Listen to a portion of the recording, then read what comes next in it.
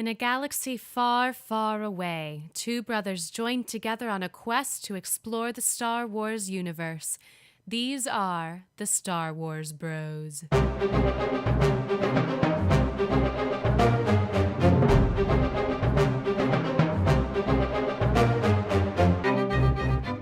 And welcome to a brand new episode of Star Wars Bros Canon Recap, where we highlight some of our favorite additions to the Star Wars universe from the novels, comic books, and other Star Wars material. My name is Steven, and I'm joined as always by my fellow Star Wars bro and real-life brother Brad. How's it going, Brad?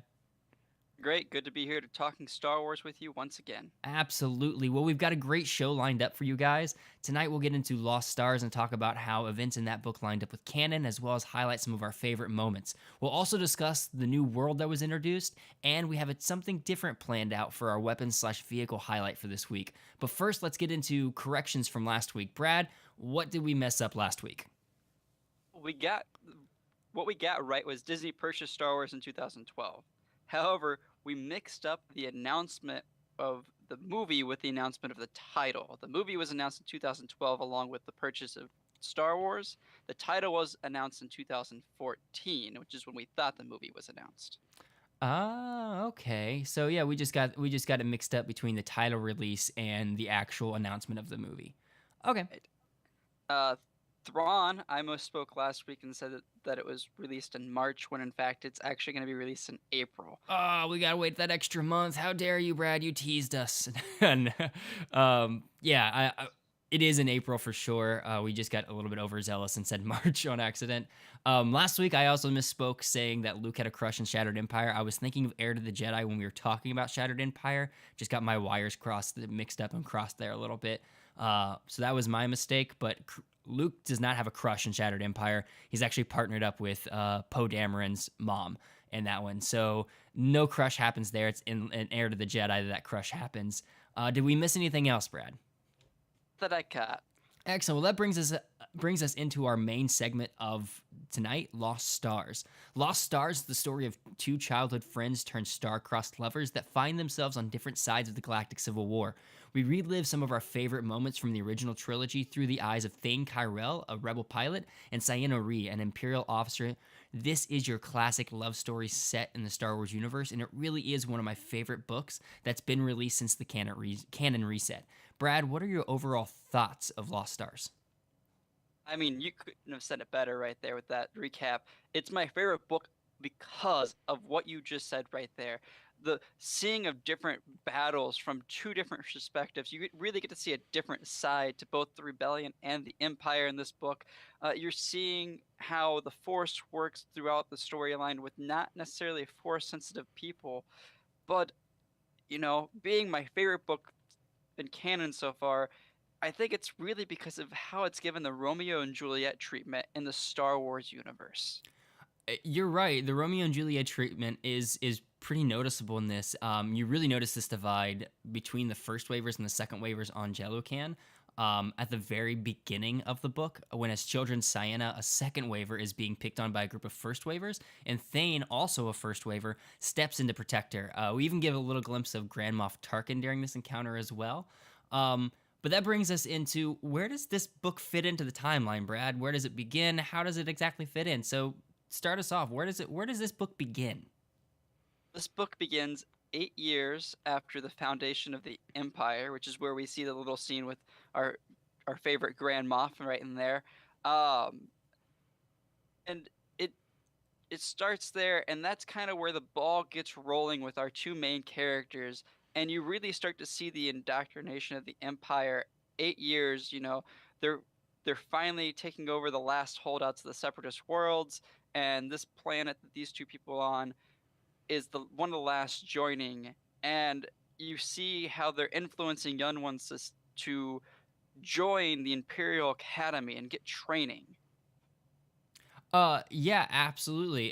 Thane and Ciena are absolutely enamored with joining the Imperial Academy. That's all they can think about. Sort of how Luke wanted to join the Academy and join Biggs and all of them in Star Wars: A New Hope. These two, Luke was more of he didn't really care about the Empire. He didn't really care about the rebellion. He just wanted to get away from Tatooine. That's sort of how how Thane is in this as well. He doesn't really he's a cynic. He doesn't care about the Empire all that much. He doesn't really care about. They don't really hear about the rebellion at all for a while. He doesn't really care about that. He just wants to get away from Jellican, away from their home planet. Where Ciena is gung ho about joining the Empire. She really wants to be part of an Imperial, wants to be a star pilot in the Imperial Navy. But yeah, this actually gets us our first real in-depth look at the Imperial Academy when Thane and Ciena both apply and both study their butts off and get into the Imperial Academy. They get into the one on Coruscant. So not only do we get our first real in-depth look at an Imperial Academy, we get a little bit of a glance in Rebels. But this is our first real in-depth look at an Imperial Academy, and it's on Coruscant nonetheless. Brad, what did you think of that about our first in-depth look at the Imperial Academy? It's got all kinds of different things going on with it, like ranking systems. They have different classes to test their skill sets. What did you think of this? Loved every minute of it. You see from the set, they're training these people in every skill set possible. But as they go through this academy, it's almost structured kind of like real life, where each person gets assigned to their different tracks based on what they're interested in or they're better at, and you gotta see this play out, and you get to see how the Empire's gears really tick and just and and that's something we don't really get a lot of look at, and I really love this perspective on this because we're wondering, okay, all this time, with the famous Obi-Wan lines, the stormtroopers are really precise shooting, but yet we don't always see them being precise shooters. And you're finding out that, it's stormtroopers are trained in many different aspects, and some may be great shooters and some maybe not, just because of what they're trained on at the academy. Yeah, absolutely. One of the biggest takeaways I got from the academy here is how much the Empire starts messing with their cadets or their recruits from an early age. So to give you a little context to the story, Thane and Ciena are really close. They're like the best of friends. They are, again, star-crossed lovers. They're bound to be together. They're destined to be with one another. However, the Empire is doing all it can to separate them, and it does this on purpose. It tries to make them forget everything about their home planet. It's very similar to the way the Jedi actually strip their Padawans of all attachments outside of the Jedi Order. The Empire is doing the same thing with the Imperial cadets, but to more of a brainwashy kind of fanatic kind of tune. And it's really obvious. There's like a laser cannon issue where these cadets have to build a laser cannon, and Thane's gets sabotaged, and they try to turn it on Ciena, and they try to turn it back on Thane, and it's really just the Empire messing with them. It is the people at the Imperial Academy messing with recruits, trying to make sure their only friend is really the Empire. Did you pick up on those vibes, Brad? Really did, and you see how it affects certain people in the thing, and we meet some very interesting characters in here. Yeah, we do. The roommates, the Ciena's roommates, yeah. and Thane's roommates, all turn out to be, not all, but most of them turn out to be somebody rather significant within the Star Wars universe. For instance, Ved Foslo is one of more of the minor characters in this. He's one of Thane's roommates at the Imperial Academy. He goes on to invent a weapons upgrade that allows lasers to penetrate energy shields for the new TIE fighters, making them more dangerous later on, and that happens after the Battle of Jakku. But it's just like the little things they add in there for you. I think my favorite one there's two other characters that kind of, another minor one that plays some roles but has some nice little Easter eggs in there, and Sienna's roommate, Jude. I like the little Easter egg of her being from Bespin, and her being a really good engineer. And we see that later down the timeline here. I'm not gonna jump too far ahead. Yeah, I don't want to jump the gun too much because we'll get into some of the findings that some of the Easter eggs that Jude gives us. Also, another interesting point, because I want to bring up this person now because he plays a major role coming in the later stages of this book, and may even have later implications into Empire's End or even into the beginnings of the First Order. Nash Windrider is an Alderaanian that is also a roommate of Thane, and we see the story go through his eyes as well, and it becomes really interesting to watch an Alderaanian experience some of the will of the Empire and kind of go along with it as well. This is weren't for the two main characters, this would be my favorite character in the book because just you see how he deals with everything the Empire throws at him and to test his loyalty, and he just is hellbent on serving the Empire to its end. So And there is no wrong the Emperor or the Empire can do in his eyes. exactly. So let's not bury the lead anymore. Let's kind of jump into the meat of it. They all graduate the Imperial Academy without any, like, they have that little bit of an issue with the laser cannon where Thane and Ciena no longer become friends, but they kind of bury the hatchet by the time they graduate the Imperial Academy. Where do they go after they graduate the Imperial Academy, Brad? Hey, you're gonna have to bear with me here because this is where the timeline gets really tricky in this book. It does. You get a lot of crossovers coming up between other works within the Star Wars universe, and that's kind of the reason I want you to break this down for us a little bit in detail, because it does overlap, and they do such a good job of piecing everything together between the Aftermath series and just other books and other movies like Rogue One and Catalyst that they've written after this as well. I'm gonna kind of break this down the best I can with you. In the book, we know that Ciena is in her third week on the flagship Devastator, Which is Darth Vader's flagship. when they capture the Tantive 4 above Tatooine. Tantive. Which means it's Tantive 4. Tantive 4. Yeah, Tantive I know. 4, I know it that's doesn't right. look like that, but Pablo Hidalgo has said it is Tantive. Tantive 4 above Tatooine, and that means that Thane, Nash, Jude all graduated the Imperial Academy some 3 weeks before the Battle of Scarif, which we know takes place hours before that capture, and were most likely with Darth Vader or their certain assignments. Thane and Jude are assigned to a top secret station, which we come to find out is the Death Star. I mean, we means know that- it's the Death Star when they're talking about it in the book. They don't call it the Death Star, but when they say some secret military base on the far reaches of space, you're like, oh, that's the Death Star. That's the Death Star, yeah. So that means that all are present for the Battle of Scarif and Rogue One, though very briefly, and don't see any action really. But that means that Thane, and this is where it gets tricky. I would say that means that Thane and Jude are actually stationed on the Death Star sometime before the events at Jeddah through Rogue One. So they really just kind of get thrown into the mix of it. They graduate the Imperial Academy and shit starts going crazy. like they join, and that's really when the rebellion starts to take hold, is 3 weeks after they join. So yeah, I'm not too sure on the timeline of those events. It's nothing that's really, there's not really been a set time, I don't think. I don't think the movie really told us how much time there was between Jeddah and Edu and Scarif. Yeah, I think that's part of the movie magic, is they're not going to tell you exactly how much time elapsed. As George Lucas once said, hyperspace can last however long you need it to. Exactly. That's a good point.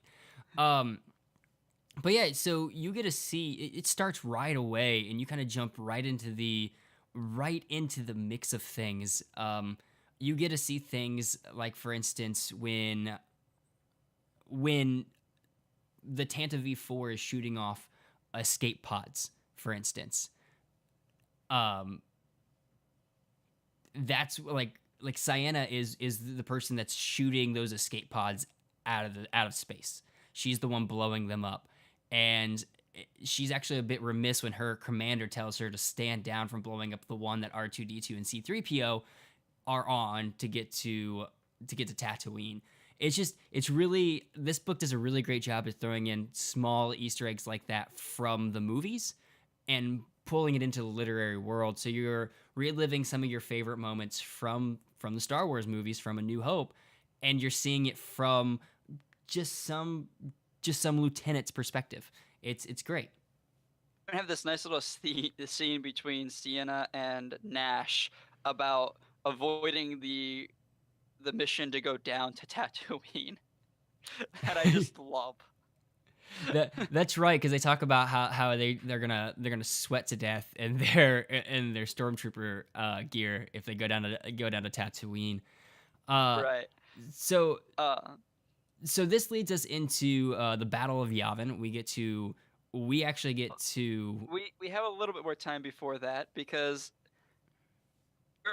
there's a major event that happens before the Battle of Yavin. That's right. I did jump ahead a little bit. This is a big catalyst for a lot of our characters. And we can't forget this because No, it's important to the timeline for many, many reasons. So the destruction of Alderaan, we actually find out in this book, happens several weeks, several days, weeks after the Tantive Yep. is captured above Tatooine. So Death Star has really been in orbit above Alderaan for possibly quite some time, but this is when our characters, Thane, gets sent on a mission to snuff out the false lead given by Princess Leia in A New Hope. For people who were like, I wonder if they actually ever sent people to Dantooine or if they just knew that it was a false. They actually sent a crew of people to Dantooine just in case. Yeah, they did. That's right. They send Thane off to Dantooine, but let's not skip over the impact, because I don't want to jump away too soon, because everyone is on the Death Star. All of our main characters are on the Death Star when they blow up Alderaan. We get to witness that. We do get to witness that from everybody. So I don't want to skip too far ahead yet, because that does happen next. He does go off to a mission to Dantooine, but that's during the Battle of Yavin. So I don't want to skip ahead too far, because you're right. Alderaan is the most important thing to talk about right now, because it is the catalyst. You get to witness the destruction of a planet through just normal people's eyes, and you kind of get to read their inner thoughts. And the most intriguing is how each individual person reacts to this. Exactly. Well, I loved Thane's perspective on this so much in this book, and I don't know. We don't really get into this before, so I don't know if you preferred Thane's or Sienna's point of views. But for me, seeing Thane's disgust about being forced, they basically forced everyone on the Death Star to go to their stations and stand in salute formation, really, and watch this happen, and expected them to cheer. Yeah, afterwards. it was a test of loyalty, really. It not only was a show of power, but it was a test of loyalty for the people on the Death Star and in the people witnessing the event. Nash Windrider, who's an Alderaanian, is on the command deck when this happens, correct? I think that's where he is. He's on the command deck and with Sienna, and Thane is down in the hangar bay when they witness all of this, because I remember Thane witnessing it through one of the shields on the hangar bay. They opened up the doors and the shield was still down. They could witness it through that way. But it's really interesting because when the planet explodes, Sienna immediately doesn't look at him, but tries to gaze at Nash out of the side of her eye to see if he reacts at all, because she knows that other people are going to be watching his reaction too. And it's really interesting to watch his own inner turmoil with this, and how he has to justify it in his mind to make it an okay thing to do an okay thing for the Empire to do.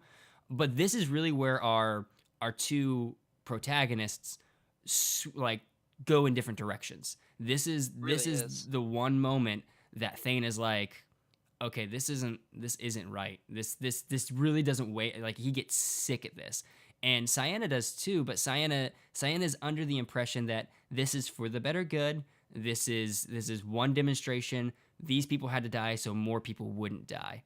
Um, we'll get into a realization she has a little bit later how that's completely inaccurate, but we'll get to that. Nash is even farther in that category, because I kind of want to talk about Nash throughout this, because he turns out to be a very pivotal character. He does, absolutely. He's not necessarily an antagonist or a protagonist, but he is one of those pieces that he's a good through line and a good connector and a good way to connect you to how the Empire turns into the First Order. But yeah, his reaction to Alderaan is to become more of a fanatic, really, in the Empire. I would say he's a good foil to Thane in this book. Yeah, that's a good way to put him. I do know something that's just now popping up in my head, actually, as we're discussing Nash Windrider, is his love for his home planet was something he couldn't stop talking about when he was in the Imperial Academy with Thane. And so he loved his planet. He was absolutely loyal to his planet. He thought his planet did everything the correct way, and everybody should model their planet after the way Alderaan dealt with their business. When the Empire destroyed Alderaan, he kind of replaced the spot in his heart for Alderaan with the Empire. And so he just became more and more of a fanatic. But this is really interesting whereas Thane and Cyanna both witnessed this atrocity, and they both know it to be an atrocity. But whereas Cyanna's honor keeps her honor bound, I guess, but her honor keeps her in tow with the Empire, keeps her in tow with her original oath.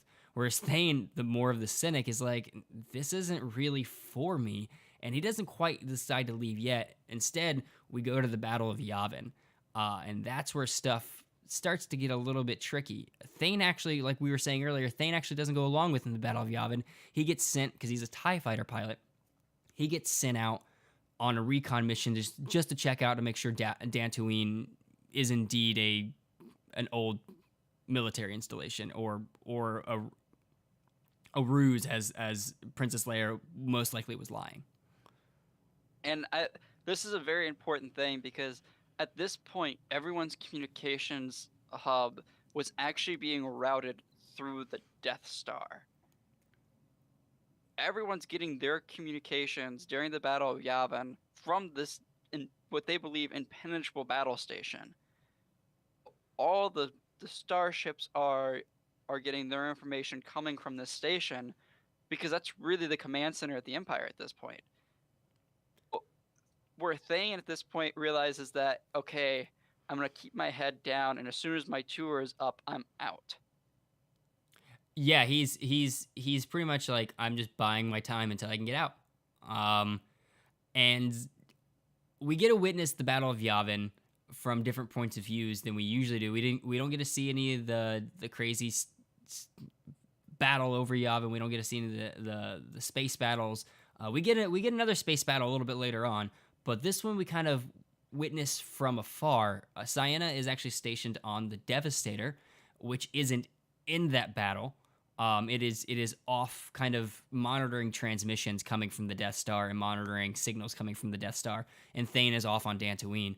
And we actually get to witness the Death Star exploding by it just no longer sending out signals, like nothing, getting nothing from it. It just goes dead quiet. And that's when they're like, something's got to be wrong. And finally, they take the Devastator into where the battle, into the Yavin area, and see all this debris. And what's really interesting is Cyanna. They don't take the Devastator. Oh, that's right. Yeah, the Devastator. So the destruction of the Death Star shakes the Empire so much that really all of the top brass that's left on all the ships are huddled in their conference rooms doing holocron meetings, basically doing HoloNet meetings to figure out what happened. It's so top secret because they don't want anybody to know that the Death Star is really gone. So they send Cyanna and another person to go to the system because they pick up Darth Vader's distress beacon.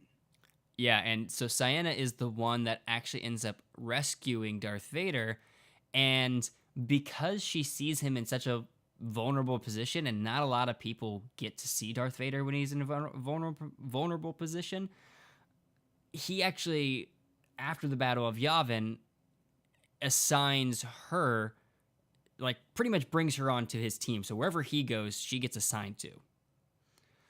Yeah, I do want to like stop here for a second and do a little Easter egg, because part of this book has this really great little moment where Ciena, after the Battle of Yavin, is going through all the data feeds from the Death Star that they've collected to try to figure out if there was some way that she can find that they would figure out what happened, and that she could give to her superiors is, here's everything I could uncover. And she uncovers a series of communications from Jude, her former roommate, who was stationed aboard the Death Star when it exploded, to that's a big spoiler for you guys, sorry, but due to her superiors. And at this point, it always made me wonder, because Jude's coming on. We don't know exactly when these communiques were sent, but Jude basically points out the flaw in the Death Star, and it gets covered up. So this leads me to question, after the events of Rogue One, if her superior might not have been Galen Erso. What do you think about that? Well, that's a good question. I've wondered about this, and I've wondered about which flaw they're talking about. Which flaw Jude ends up finding. Does she find the flaw? Because now remind me about this. And the only reason I'm bringing this up because I watched one of the Star Wars videos on their YouTube channel just yesterday, and Pablo Hidalgo talks about how Galen Erso, when he installed the flaw in the Death Star, it was just a flaw in the reactor, and that he didn't know anything about the ventilation chamber. That he just designed the reactor to be unstable, and then if you could penetrate it somehow, that it would shut the entire thing down. So my question is, which flaw did she find? Did she find the ventilation chamber shaft that led to the core, or did she find that the reactor was unstable? I haven't actually seen that yet. So I think the flaw that she talks about, I'm almost positive, is the ventilation shaft. But so that wouldn't have, if it's the ventilation shaft was something Galen ordered. No, not as Pablo Hidalgo has talked about it. Galen only designed the reactor to be unstable. He didn't really know how they were going to get to it, but he was like, if I can get you the plans, you can find a way. You can find a way in. Here is the needle in the haystack. I'm showing you where the needle is. Now you have to find your way. You have to figure out how to get to the needle. Is pretty much what Galen did. So I know that, like, but that is interesting. In the Rogue One novelization, Galen, there's some communications between Galen and some higher ups in the hierarchy of the Empire, saying we need to put ventilation shafts in for this. In my mind, I guess I just connected that, he was trying to build this giant flaw that we found, but when really he was actually just trying to actually put ventilation shafts in, and someone else screwed up and made them go all the way to the reactor core. I mean, ventilation shafts are going to have to go all the way to the reactor core, because when you generate that much power, the heat has to go somewhere. So you have to have some kind of ventilation shaft. The fact they can make a ventilation shaft the size of what do they call it, a womp rat or something like that, is impressive. Yeah, it's impressive. It's like a meter. It's like a meter wide. It's 1 meter to 2 meters wide. It's a pretty small ventilation chamber for such a big laser. Okay, which I guess it would answer my question that, Jude's warning was, hey, there's a ventilation shaft that goes straight to the reactor core. Maybe we should, cover this up. And the Empire just thought to... Well, it just shows it just shows the Empire's arrogance. It just shows their arrogance. The Empire is very arrogant in their power, so they don't really believe they have weaknesses. So finding a flaw like that, an underling finding a flaw like that, is most likely going to be covered up in the bureaucratic mess, because one, no one wants to admit they messed up. So, because whoever admits they messed up Vader isn't afraid to kill the messenger. we have learned that. So and if you read the book Tarkin, which we will get to at some point as well, you will learn that Tarkin is no person to mess with either. So he's not a person to really deal with that much. So yeah, if you find out about a flaw in the Death Star, you're probably going to keep your mouth shut for the most part because you don't want to die.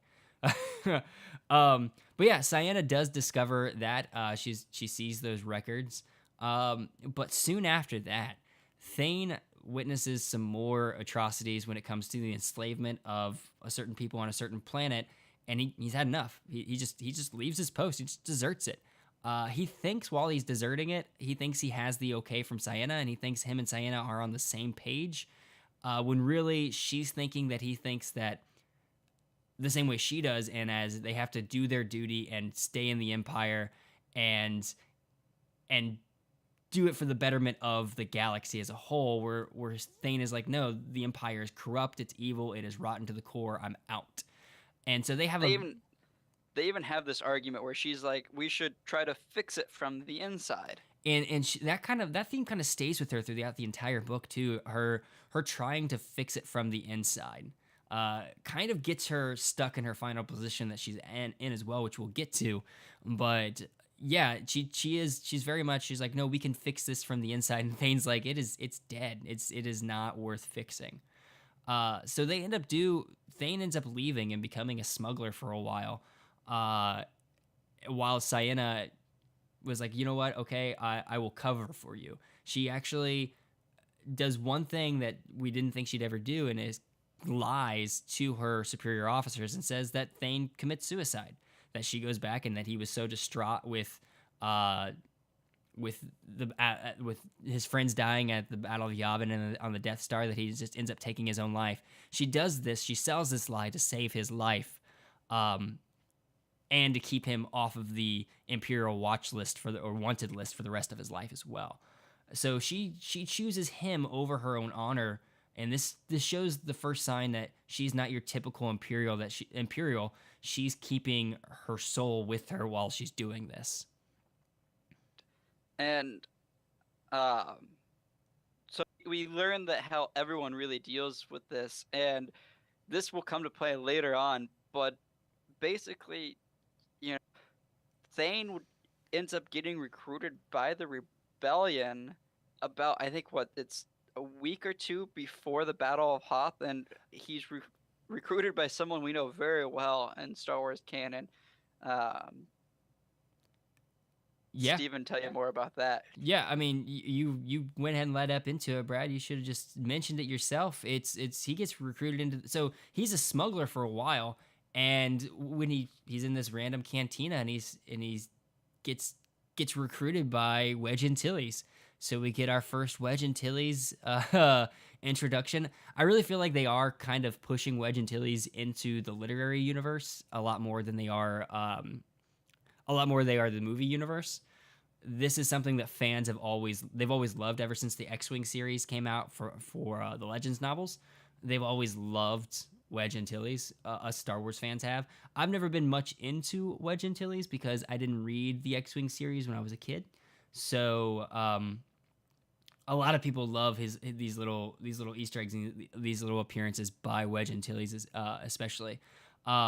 It's just somebody that Thane can relate with because he's also a fellow fighter pilot.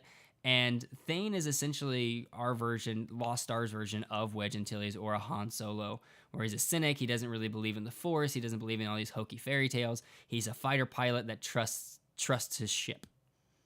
Thane is very much, you said it right. He's very much the combination of Wedge and Han Solo. Absolutely. And this leads us into seeing things from both the Empire side and the Rebellion side on this story. Yeah, and the reason I bring up that Thane is like a Wedge Antilles or a Han Solo is because he is one hell of a star pilot. He can fly a ship, and it's none more evident than when we get to the Battle of Hoth. When he joins up and he joins into the Battle of Hoth, he's one of those people that goes out with a snowspeeder and is fighting the AT-ATs. He does not shy away, And this actually, him being such a good fighter pilot, kind of gives him away, doesn't it, Brad? Does, yeah.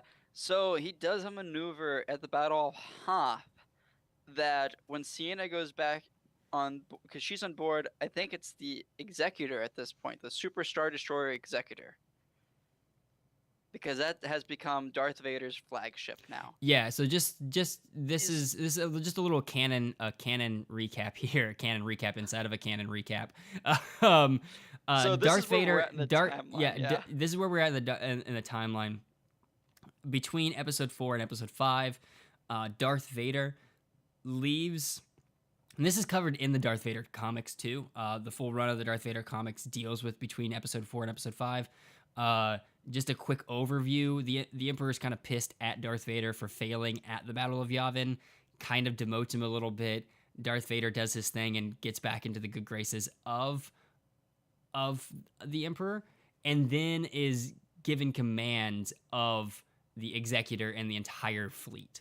So at this point, by the time we get to Hoth, Darth Vader is in charge of the entire fleet, and his flagship is the Superstar Destroyer, the Juggernaut, the Executor. So Or the Dreadnought, not the Juggernaut, the Dreadnought, sorry. the Dreadnought, yeah. She is stationed on board the Executor during this battle, so she's pulling up data and all of that and feeding it. She's on the what's called the auxiliary bridge of the Executor, and she's feeding data from the auxiliary bridge to the main bridge. And she's feeding information through the first officer, which is Commander Piet, or Captain Piet, which is actually shows up quite a bit in this novel. Most people know him as Admiral Piet. He's the one who takes over for Admiral Ozzel inside of Empire Strikes Back when Ozzel fails Vader for the last time. Which is interesting because Piet was with Tarkin the very first time Ciena and Thane meet Tarkin when they're 8 years old during Empire Day at the very beginning of the book. It's the very first chapter of the book. But Piet is with Grand Moff Tarkin during this encounter, and yeah, Piet just kind of keeps on popping up everywhere throughout this book. So yeah, that's a very great point. It's a very nice little Easter egg to this character who becomes kind of pivotal for the Empire in the latter two movies as the Admiral of the Superstar Destroyer Executor. But there's a nice little moment between Sienna and Piet in the hallway when she calls him by the wrong title, and he's like, "Oh, you weren't there. It's Admiral now." Yeah, that's right. It's and the reason, yeah, she calls him by the wrong title, and it's kind of like it's a funny moment for us readers, and for her, it's kind of a terrifying moment, because she's starting to kind of get the gist of what the Empire is really about. She still is a little bit starry-eyed when it comes to the Empire and believing that the institutions are good. That the institutions, just because they're run by corrupt people, doesn't mean that the institutions are bad themselves. This obviously gets shaken a little bit further down. But yeah, so back to Thane and that maneuver. This is a really cool maneuver. I'll try to explain the best I can. Yeah. But basically, him being an Imperial officer before, he knows the weak points on the AT-ATs. Mm-hmm. And he tells his gunner what the weak points is. So he's making these really cool maneuvers. And he does basically this like straight shot at the joint of the ankle of the AT-AT, and then like pops the snowspeeder up on its side and kind of like somersaults through the AT-AT and pulls it out of like in a smooth fashion. And it's that kind of maneuver that when Sienna's watching the battle, or Ciena, I'm gonna butcher the name a million times. And she's not watching the battle, and she doesn't notice this live. She notices it. She goes back. She notices it later. Yeah, she goes back and replays the tapes. Scrubbing it. Yeah, when she's scrubbing through the tapes, she notices this, and that's when she's realized that Thane Kyrell has joined the rebellion, and it's because that she can recognize how he flies because they trained together growing up. Mm-hmm. It absolutely is. And it's really interesting because this happens just before her first really big test with the Empire. Now, they had a little bit of a test when they were in the Imperial Academy when it came to them trying to pit Thane and Ciena against each other, but now they're really messing with. They're either messing with Ciena or it's just a happy coincidence for the Empire. But Ciena, right after, I'm not sure exactly how long after this battle, but right after this battle, Ciena's mom back on Jellocan gets brought up on made up charges. She's basically taking the fall for a bureaucrat stealing money at the mine that she's a supervisor in. So Ciena goes back to stand vigil with her mom that's facing charges from the Empire, and it's really interesting because her commanding officer sends her because he knows that her mom's going to get sentenced no matter what, because once the Empire makes up their mind, they make up their mind, and he wants to see if she accepts the outcome, because he already knows what the outcome's going to be, because once you go toe-to-toe with the Empire in the judicial system, it's not going to work out too well for you. But it's really interesting. So he sends her off on this mission, essentially to kind of test her loyalty. But while she's there, Thane shows up, and they have their little confrontation, and a little bit of a love moment as well. But that's when they have another confrontation, and they really have it out about the differences between the Empire and the Rebellion. So you get to see the arguments from both sides, from rational people, two rational people. You get to see the argument for the Empire and for the Rebellion, and we've never really seen the argument laid out that way before. We really haven't, and yeah, this little moment actually gets Thane in a little hot water with his squad mates when he gets back to the Rebellion, and Ciena once again covers up that Thane was even there. Yeah, before, because Ciena constantly covers for Thane, and it shows that she's more loyal to him than she is to the Empire. But something about her honor, it goes back to, it's not just, she just doesn't have an issue where she's super honorable. It's part of her people, and we'll get into this a little bit later. But her dad shows this unyielding honor toward the Empire and unyielding loyalty towards the Empire, because even as his wife is standing trial for something he knows she did not do, he accepts the outcome once she is actually sentenced for her crimes, quote unquote crimes. He accepts the outcome because he is loyal to the Empire. It is his duty to obey the will of the Empire. And this kind of shocks Ciena a little bit. She's kind of taken aback by this. And it's the first real step back Ciena's made from the Empire since Alderaan. Alderaan happened, and she was like, I'm a little bit hesitant about this, but then she bought into the reasoning behind it. And now this is something where she starts putting on a face now. She starts to pretend that she's more loyal to the Empire than she really is from this point on. Yeah, and this actually leads us up to Thane. We talked about how great of a pilot Thane is. He's actually part of what's called Corona Squadron, which, we watched the Schmodown trivia show, and there was a Star Wars special, which was phenomenal, but there was a question about the Battle of Yendor, and my mind was yelling Corona, Corona, Corona throughout the entire question, even though it wasn't part of the answer or the right answer. But it's just because of this novel that I couldn't get the name of this squadron out of my head because of this next upcoming segment of events, because we really start to learn about how the Empire sets the trap. Yeah, so yeah, we absolutely do. Thane's X-Wing Squadron, Corona Squadron, goes out on a mission they hear about the Empire pooling all of their resources together. They're gathering their ships. And so, they hear that the Emperor's on the move, right? Yeah. So basically, Corona Squadron is sent. The Rebellion finds out that the capital, the Empire, is amassing ships out in the sector space. So they send Corona Squadron on a recon mission. And basically, they're attached to this asteroid belt, and they're watching, and they're observing, and they're counting the ships to see how many are there. And Thane comes to the realization why he's there. There's only one reason to put on this big of a show, and that's because the Emperor is coming. Yeah, so he notices the pomp and circumstances, the show of force, and he's like, the Emperor's coming. But this entire time, the Empire's playing them. They're purposely showing them this. Their They purpose.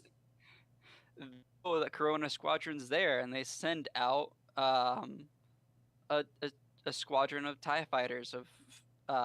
There's 5 members of Corona Squadron, and they send out 4 TIE fighters. Yeah, so they send out the TIE fighters. They send out the TIE fighters to where they're actually outnumbered, and Sienna is given an overall order of one of the X-wings has to survive. I don't care how it's done. One of them needs to survive, and Sienna is she gets it. She's under the impression that one of them has to get out, but she's probably going to take the blame for one of them escaping anyway, because it's probably one of those things that is told just to her and won't be told to anybody else, because it needs to be kept kind of under tight lips like that. So she's actually kind of relieved that she finds out that Thane is one of those fighter pilots, because she's like, oh my goodness, I can actually save Thane's life and still do my duty at the same time. So she's not going against her own honor and going against her duty. She can fulfill both at the same time. This is when Nash finds out that Thane's still alive, though, and he doesn't quite take it as well as as you would think. He gets a little bit cold-blooded, and he goes in for the kill. This is where you really see Nash turn into a fanatic. You see his demeanor completely change from here on out. They don't hide the fact that he is completely bought into the Empire, and he is 100% fanatic at this point on. And that's just a really cool revelation from his character. Says something to Thane along the lines of, I thought you were dead.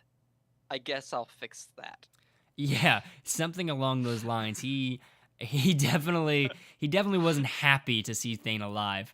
However, he does have a blind spot. Sienna is his blind spot because he kind of has a crush on Sienna, and Sienna's afraid that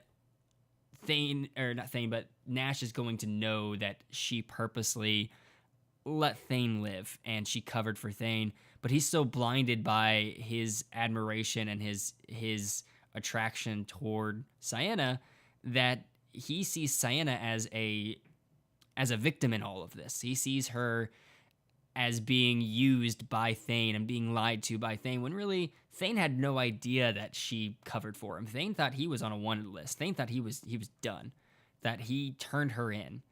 And he finds out when they first go back to Jello-Can to stand vigil with her mom.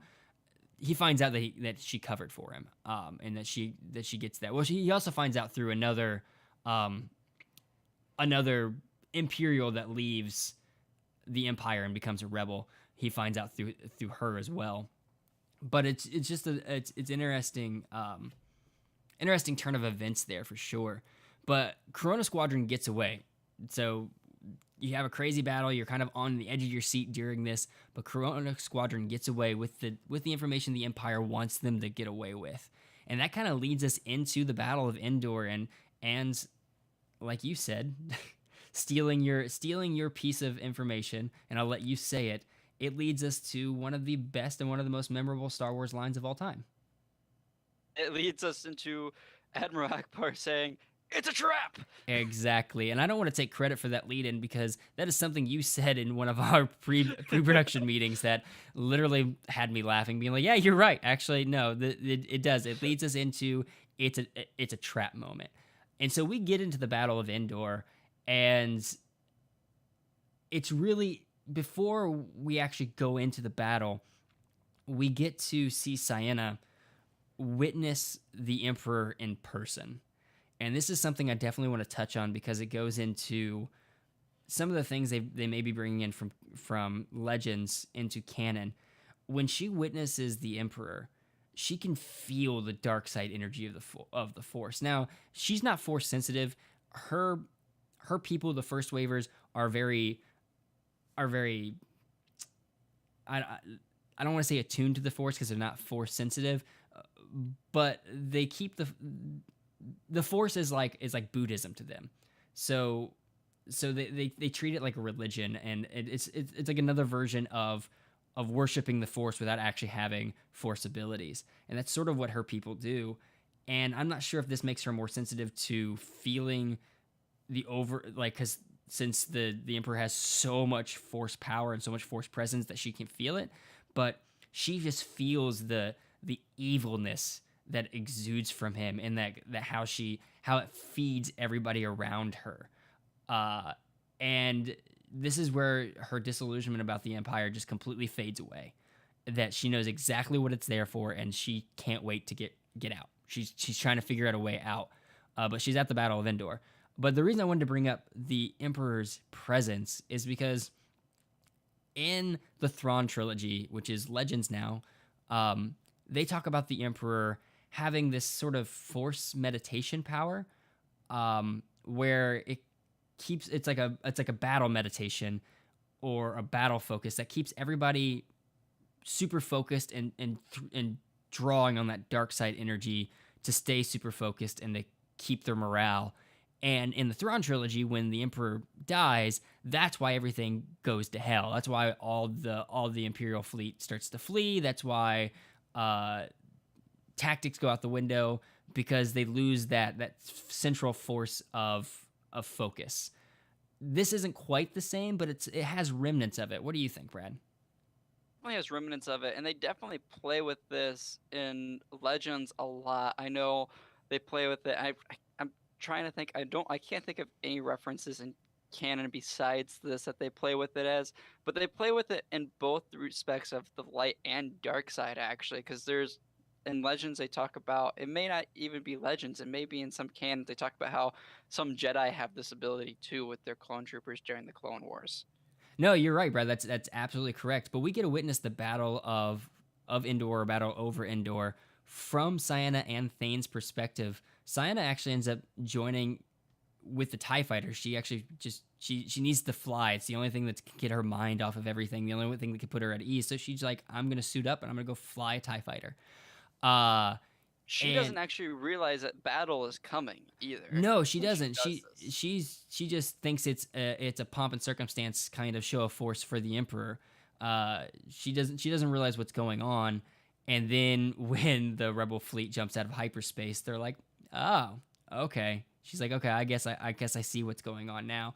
And she realizes that they completely overmatch the Rebels. And even though they're overmatching the Rebels, she's like, this is all theatrics. I don't get this. We have this giant laser. Why don't we just use this instead? All this needless suffering and needless dying. That's really what is the catalyst for throwing her out of the will of the Empire. Is she's just like, I don't like all of this needless death. All of this needless death is unnecessary, and it is something that hurts her to her core, and is one of the main reasons that she has to get away. Her and Thane, I'm going to kind of speed through Endor because we're getting to a really important segment here Mm-hmm. that I really want to focus more on. But Endor, both of them escape, but Ciena doesn't escape unscathed because of what you were just saying. She felt such urgency and such to save her fellow soldiers that she actually takes up the flank of two TIEs who are kind of faltering and who've been damaged, trying to get to safety. And she ends up crashing her TIE fighter in the hangar of one of the Star Destroyers where she's landing. Yeah.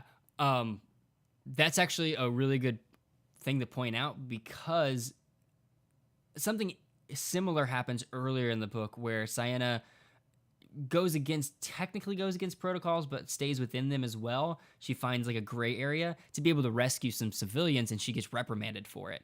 And it's interesting that she stays back while the rest of her TIE fighter battalion are all speeding ahead because they see all of the rebels leaving. And then all of a sudden they're like, okay, this thing's about to the new Death Star is about to blow up. And so she's trying to push these other TIE fighters away, and she just gets caught up in the blast and ends up crashing, like you said. into the hangar bay. Um,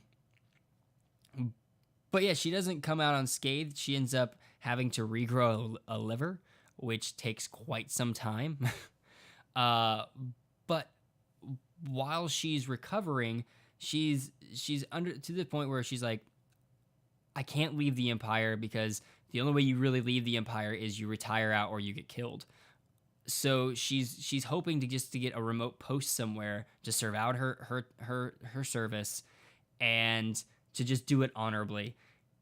Things don't quite go to her plans though, do they, Brad? Because she takes the time when she's recovering to actually cover for more defectors by not putting them high priority and spending more time contacting the families of the fallen than what she should. But because she's doing all this work, when she gets fully recovered, she actually gets called when she finally reports back to duty. She gets given command of her own Star Destroyer. Yeah, she becomes the captain of the Inflictor. And the Inflictor, the reason I say the Inflictor, because if you're a huge Star Wars nerd, you've already read this and you already know this Easter egg, but the Inflictor comes into play a little bit later on, and we see it in one of the films. So it's not too long after she recovers. It takes her about a year or so to recover. And this is about a year after the Battle of Endor now. Yep, and so the timeline is bringing us right up into one of the major battles of all Star Wars history, and that's really her first mission on the Inflictor is to go fight in the Battle of Jakku. I mean, this is, as much as the Battle of Endor is a pivotal battle for the Rebellion, that is what caused the Rebellion to become the New Republic. The Battle of Jakku is what ultimately changes the nature of the galactic universe, because it's the last-ditch effort by the Empire versus this New Republic armada. It's the final battle for power, really. Yeah, well, we don't really know too much about this battle yet. That's the one great thing about Lost Stars is since you are experiencing these happenings through the eyes of typical normal people, not commanders. I mean, yes, she's technically the captain of the Inflictor, but she just got promoted to that spot. You're not following any of the key players when it comes to battle strategies. So you're seeing all of these battles from kind of the peon's point of view. So you're not really getting the overarching theme of why the battle's taking place. But Ciena does mention how she feels like either this was a setup for the forces that are there, or something, because it just doesn't go right from the very beginning. And then this is the great thing, because many people were like, well, what about Thane's perspective, and why don't we see more of the battle from Thane's perspective, Stephen? Well, we don't see a lot of the battle from his perspective because he's the one during the Battle of Jakku, the Inflictor gets boarded, and when they get boarded, the first thing you do that's in protocols, Imperial protocols, is you set your ship to self-destruct. You do whatever is possible to keep the enemy from taking over your ship. The issue is the squadron that boards the Inflictor is the Corona Squadron, which is at this time not necessarily led, but for this mission it is led by Thane, because he's a former Imperial officer and he knows how to disengage the self-destruct sequence. And so he actually disengages the self-destruct sequence and keeps her from setting off those alarms and keeps her from setting off the self-destruct. So she does the only thing she can think of, and it's perfect for her. She finds her way to get away from the Empire, to leave her duty, and to still keep her honor. And she decides that she is going to get everybody off the ship, lock herself inside the command deck, and crash the ship to the surface of the planet of Jakku. She does this through what's called a captain's word of mouth code or something along those lines, to where you can only access the command deck to get to the captain's station to That's prevent this from happening that's if for you have the lockdown. That's when she phrase. locks Yeah. it down. The only thing that can override the command deck lockdown when you use this certain protocol or this certain procedure is not voice recognition, but it's a passphrase. It's a voice password or passphrase, and the only person in the world that would be able to know it would be Thane. And says one of the same phrases that's been said 100 times throughout the book. Look through my eyes is the passcode that lets him on. And by the time he gets there, though, it's a little bit too late. It's too late to save the Inflictor. So he knows, because his mission was to take over the Inflictor and make that Imperial Star Destroyer become a Rebel Star Destroyer. Doesn't quite go to plan, and he knows that they're close, that the hull of the ship is heating up because they're getting closer and closer to the atmosphere of the planet. And so him and Ciena have a little bit of a tussle, because Ciena is just, she wants it to end. She doesn't want to be there anymore. She just wants it all to end. Thane ends up incapacitating her and getting out just before that ship crashes to the planet. And to bring it all back around, to let everybody know, the Inflictor, that is the Star Destroyer we see buried in the planet of Jakku that Rey is harvesting parts from to get portions from Unkar Plutt on Jakku. So that kind of ties it all together. Now, this book is part of the Before the Awakening, so it leads up into The Force Awakens. But it's just great how they're able to take that one little piece of cool scenery from The Force Awakens and make it a huge plot point in this book. It really makes it a nice story for this, for us to learn how that ship gets there, and all of a sudden it makes us more aware of, may just be there, and you may just be like, oh, that's from a battle, but you come to find out that everything that's placed there has a story to it. And kind of like the AT-AT that Rey lives in, we kind of get the idea that that's from that same battle at Jakku. And yeah, actually, that's a good point. When we first enter into the Battle of Jakku, from Ciena's point of view, she spells out what's happening, and one of the bits of details she gives when we first arrive on the scene is she sees a walker stumble and then finally fall over. And so on the surface of the planet of Jakku, so you automatically think, oh, that's where Rey lives. so that's the interesting. But since we're kind of running long on time, and I want to get to our other segments as well before we run super long tonight, I want to go ahead and jump into how it all wraps up and how it all ends. So after Thane escapes, he thinks he's with Ciena. He's really excited. He's like, I've got my girl back. Everything's gonna be great, and we're gonna have this fairy tale ending. As soon as they're rescued, she gets cuffs thrown on her, and she gets thrown behind bars because she's an Imperial officer, and it's kind of like that real world moment, and we're left at the end of it with her being in chains, being behind bars, and him promising to use the influence he's gained for being a rebel pilot to help get her pardoned, because he's like, you're not like everybody else. You're not the typical Imperial officer. You actually have a soul.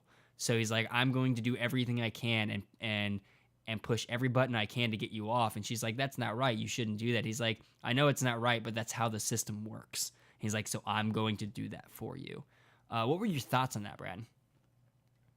it shows Thane actually becomes one of my favorite characters in this, because his overall story arc is very much from a cynic to almost a believer, but not quite there. He realizes that, the New Republic still isn't perfect, but has pools because he knows some of the higher up because he has this great moment with Mon Mothma. He knows General Raiken. He's worked with General Raiken, so he knows all these upper people in the Rebel Alliance, and he's like, you know what? For you, I would do anything, and that's calling in whatever favors I need to get you released so that we can spend our lives together. And it just shows you that, Thane doesn't really care about the New Republic. He only cares for and only ever has cared for Sienna. Yeah, for the most part, you are correct on that. He starts to care a lot more about the New Republic towards the end of the book. He has been this cynic the entire time, and toward the end, he's like, you know what? I think, I think they've got something good going here. I think I might want to stick around. So I'm really interested to see if they make a sequel, if these two characters pop up in other books. I know it's done by a different publisher than your typical Del Rey Star Wars book. It's done by the young adult novel people. I don't remember exactly what publisher that one's It's called. Is that Yeah, Penguin? this one Penguin? Penguin Random House Oh yeah. does the young adult novels. Yeah, no, I agree with you, and I I think ultimately, this is where we talk all the time about the new Star Wars books and how they will stand up against what most people call the test of time, because the Thrawn books have held so well to the test of time. The Legend books that we referenced earlier, will this one stand that same test of time? And it all depends on how the story plays out from here. If they do a sequel, if they don't. Personally, I'm afraid that if they do a sequel, it'll kind of cheapen this story. Yeah, I agree with you. I think this is our we sort of said it at the very beginning at the top of the show. This is the Star Wars universe's Romeo and Juliet. It is the penultimate love story. I know the Han and Leia love love story is like number one throughout the Star Wars universe, obviously, and it's explored a lot more in the literary universe than it is in the movie universe.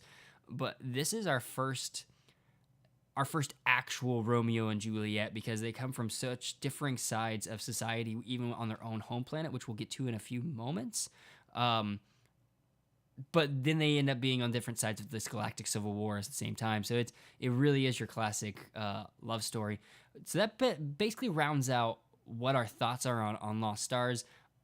But moving from Lost Stars into our next segment, we usually highlight a vehicle or a weapon that is prominent in this book. But since this book takes place over a time span that we are already very familiar with, and we've already seen all these vehicles and we've already seen most of the weapons, I kind of wanted to do something a little bit different for this piece. I kind of wanted to highlight, because it acts as a weapon and a recruitment tool all at the same time. I wanted to highlight a couple pieces of propaganda that was used to recruit people during this time period. So, Brad, I kind of tasked you with that this week. What did you find for us? Our first piece of propaganda highlights a piece that's used by the rebellion after the destruction of Alderaan, which really becomes a rallying point for people of the rebellion, also for people who are oppressed by the Empire, and what ends up turning countless systems over to his cause. It's a stunning piece of propaganda that is a simple signal of the rebellion with Alderaan laid inside the symbol and stars in the background. And it just simply says, "Remember Alderaan, never forget." And it really captures a defining event in this week's novel that we're highlighting, and shows that, even then, can people together and remember something and fight for a cause that, when their backs are against the wall, they're going to keep fighting no matter what you do. Yeah, absolutely. I actually really like this piece of art, this piece of, I guess, propaganda, as we would call it. Yeah, this piece really encapsulates the thought of remember this tragedy, do it for this. It's very much like remember the Alamo type deal kind of saying. But what I found very interesting about this piece is mostly about not only just how it can be a peaceful call for resistance, but also how the creator of this, I'm gonna probably butcher her name, is Oba uh, Dunamia. She was an Alderanian that created this piece of propaganda, and she was actually hunted down by ISB agents and that were tasked with hunting down Alderanian survivors. The Princess Leia comic deals with this a little bit, but I just find it very interesting that they were able to connect these two pieces of Star Wars lore so seamlessly that this person's an Alderanian. She created this piece of art as propaganda, as a cry out against the Empire, as a call to resistance, and then she was tracked down by the Empire and snuffed out. Not only because she was Alderanian and they were trying to get rid of any inkling of their existence, but because she was speaking out against the Empire. But what's something now? I know there's not just rebel propaganda. What's something the Empire uses? Our second piece that we're covering today in this section is one that is specifically used by the Empire. This one denotes the importance on service and to the Empire, and really gets into the doctrinization of youth, and telling them that there's no greater service than the service for the Empire. Um, because really, with this artwork, you can kind of tell this is what the Emperor is aiming at. He's aiming at the indoctrination of youth, and to really get them to full-heartedly believe that the Empire is right, the Empire is might. Uh, However, there's no artist tag to this artwork. Yeah, that's something I've noticed throughout the propaganda book is most Rebel Alliance and Rebellion propaganda posters have people putting their names on it. It's a show. It's a sign of strength to put your name on something that you know is probably going to end up getting you killed. Whereas the Empire, it all comes from a uniform, undisclosed body. Do we know anything more about the people that put out the propaganda for the Empire? Believe it or not, it's a section of the Imperial government called Compnor, and this section actually dates back to the Republic. It was part of the Republic's war efforts and during the Clone Wars, and was just retooled and redone for the Empire when it comes through. And we find more about what this section does.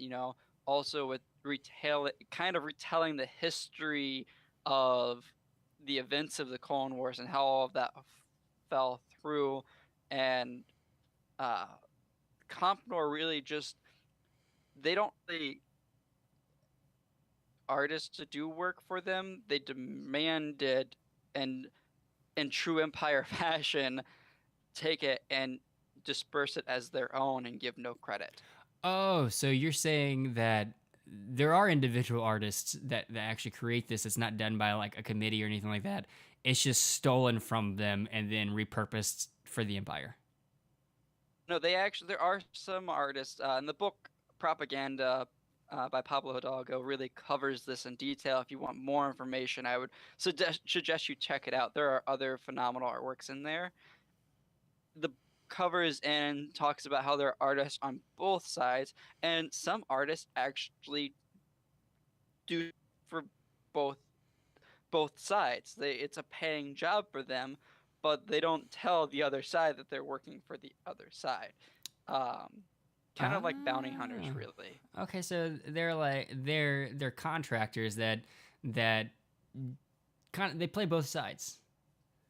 So Yeah. some people, unlike the first piece we talked about, the Alderanian piece, where that probably had a lot of personal sentiment behind it, some of the other propaganda pieces are just made because it's work for people. Yeah, it's a livelihood, it's work, and the Empire employs the artist, kind of like we find out in uh, Rogue One and Catalyst how they employ scientists. for their weapons division, it's now for Compnor, which is their propaganda division. That's really interesting. I had no idea that they had their own propaganda section of the government. But propaganda played such an important role in how the empire was able to come to power. But most often, that propaganda was selling false realities, as we discussed a little bit beforehand. It's no more evident than on the home planet of Thane and Sienna, which is called Jelucan. Jelucan is a small mountainous planet located on the outer rim. Its main inhabitants settled the planet in two different waves. The first wavers arrived around about 500 years before the formation of the empire and settled in the valleys of the planet and kept to modest ways and value honor and hard work over almost everything else.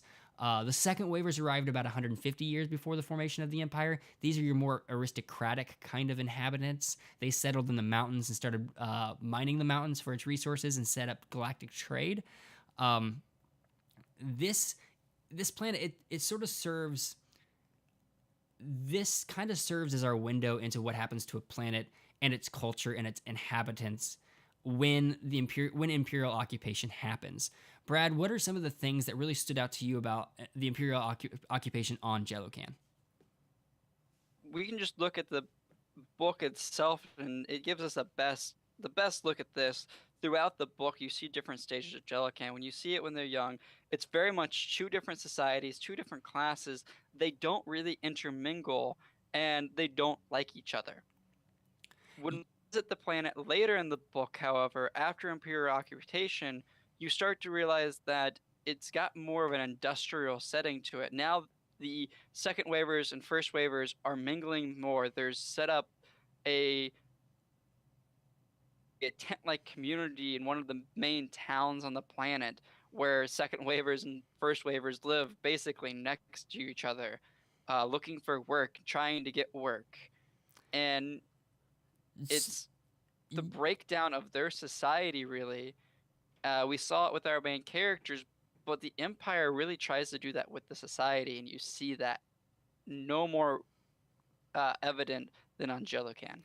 Yeah, when you first open the book and you read about Jelucan, you read about the first waivers and the second waivers, one of the biggest differences they try to pull off is the fact that first waivers versus second waivers, the second waivers tend to wear more flamboyant clothing, more bright colors, silk soft clothing, whereas the first waivers they're more humble, they're more modest, they stick to their small dwellings. Sienna actually says home smells like musk and Munyak scent, kind of like. So that reminds her of home. So think of more of a farming community for them. Whereas the first waivers are very much into this aristocratic kind of style of life, and they think the Empire is going to bring them more honor, and not honor necessarily, but more prestige. They think it's going to bring more prestige, whereas the first waivers believe that the Empire is going to value their hard work ethic more than the aristocratic ways of the second waivers. They're both in for a rude awakening, because the second time, like you said, we come back to the planet, when we revisit it, everything is dark and gray and dreary and drab, and people are wearing pretty much the same type of clothing, whether they're first waivers or second waivers. Like you said, they're intermingling. The mountains have been nearly mined to where you can actually notice the scars left on the mountains because they've so vigorously been mining at it. There's like an overall smog that's across the capital city of Valencia. And I believe their main capital gets turned into essentially a barracks. Like, it gets turned into an outpost, which used to be where their government used to be. So it just shows you how the Empire promises all these things, and they never really deliver on them, and they just end up taking advantage of the people of this world. And Jelucan is just one of many worlds this happens to, and Jelucan has it easy compared to what other worlds go through, compared to like places like Kashyyyk, where they just enslave the Wookiee race. Jelucan actually has it easy, and it still causes essentially a Great Depression within their world. And it's it's our look as readers and as Star Wars fans into how the Empire actually treats the inhabitants of the world they occupy. It's really the first time within the Star Wars universe, within the canon universe, the new canon universe, that we actually get to witness this. That we hear that the Empire's awful and they do atrocities and they blew up Alderaan, but that's really all we get to see about the Empire from the original trilogy movies. This book is the first time within canon that we actually get to dive into what happens to people in occupied planets, in occupied worlds. So it was just, yeah, it's very powerful, and the Empire comes in and they look at the harshest of the planet's customs and penalties, and they bring those back, and things that the planets have outlawed because they're too harsh of penalties. yeah, The Empire just brings those back because that's what the Empire does. Exactly. Well, that actually about wraps it up for this week's episode of Star Wars Bros Canon Recap. Brad, where can people find you? On Twitter at Brad the Dunnigan. And you can find me on Twitter at @SDunnigan. But make sure you come back next week and join us as we discuss Weapon of the Jedi and how Luke uses his lightsaber for the first time in battle. For Brad and for the rest of Star Wars Bros Canon Recap, my name's Steven. Thanks for listening, and may the force of others be with you.